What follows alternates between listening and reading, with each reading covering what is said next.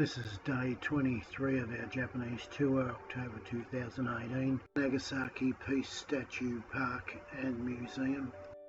We start off with the Hypocenter Park, where at 11 AM on the 9th of August, an American bomber dropped an atomic bomb on Nagasaki, killing 74,000 and injuring the same amount, and leaving 120,000 homeless.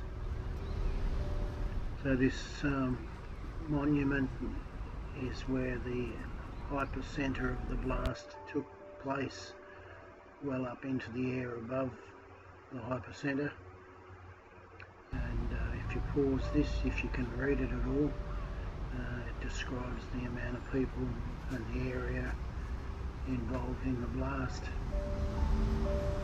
And here are some still shots of the description that you can pause and read each one of them and get some idea of what actually happened. The monument itself is rather simple, and you can see in the background the remains of the Ukrainian church and Ukrainian Cathedral wall was the main focus and pretty much all that was left. If you pause this, you can read it, a description of the church. The actual church was 500 metres away, and they moved this section to the park because they wanted to build a new church in 1958, and this was reinforced for safety reasons.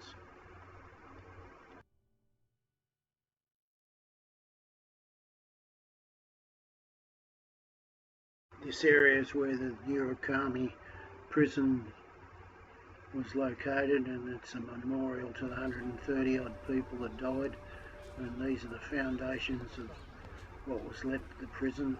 Of course the fences and everything else are gone. You can pause the video and read this if you wish.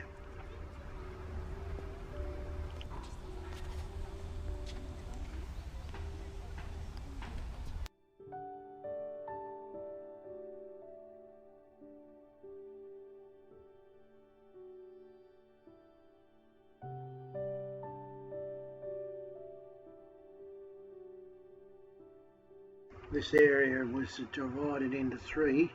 The first was the Hypocenter, which we've been through, and the second is the Peace Park, and the third is the Peace Statue. And then we moved on to the Memorial Museum after this. The Peace Statue was built in 1955, and if you pause this, you can read a bit about it.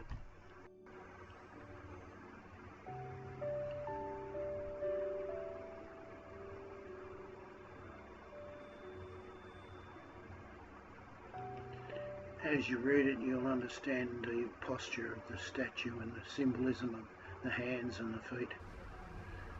I'm not sure what the statue beside it is, but here's a lovely panoramic view of the park and the two statues. As a result of the atomic bomb, lots and lots of people were screaming and shouting for water, and if you pause this, you'll be able to read the story behind it and the donations that caused the fountain to be built.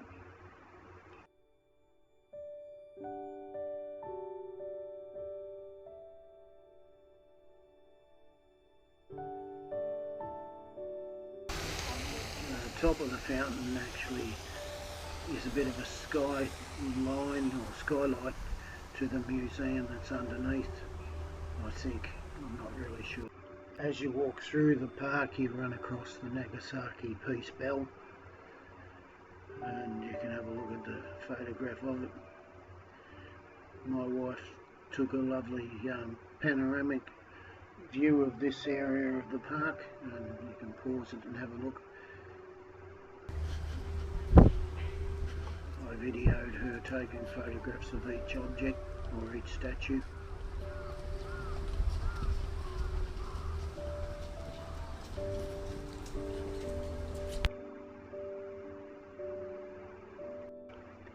forgotten how we got into Nagasaki Atomic Bomb Museum, but I think we caught a lift from the outside area to the entrance area. First thing you see when you walk inside is the 11 AM on the 9th of August 1945, just to remind you of the bomb, and then the panoramic views of the city of Nagasaki before and after the bomb attack.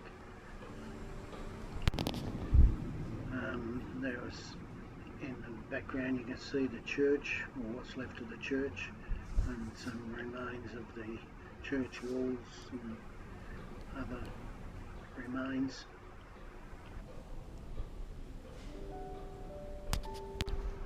There are other video displays giving a description of what each display is all about.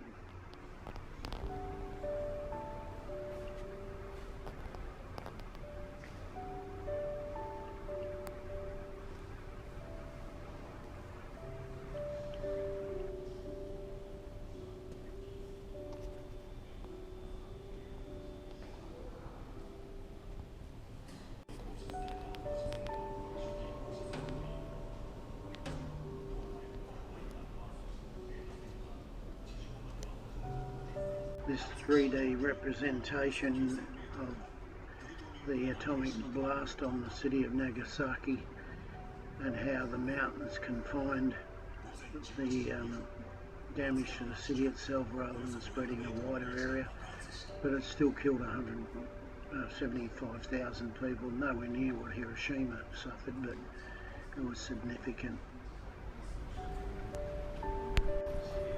Here you can see a copy of the atomic bomb, and then you wandered around and saw bits and pieces of what they would now consider artifacts, what was left over from the destruction of the atomic bomb.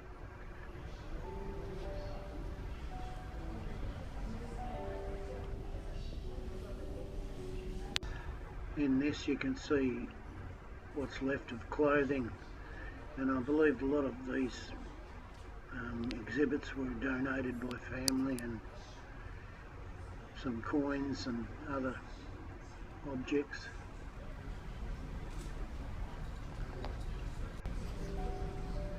The clock stopped at around 11 AM.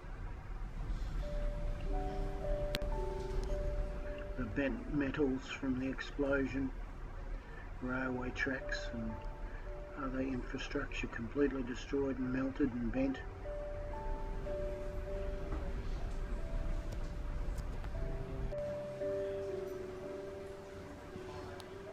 Pots and pans, and the display continued on. You can see just above in the skylight area, and I think that's where that fountain is, not sure.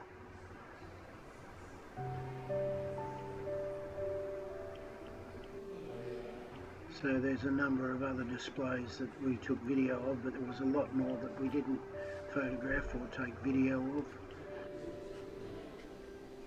The museum was a stark reminder of the destruction of an atomic weapon, and it made you feel somber.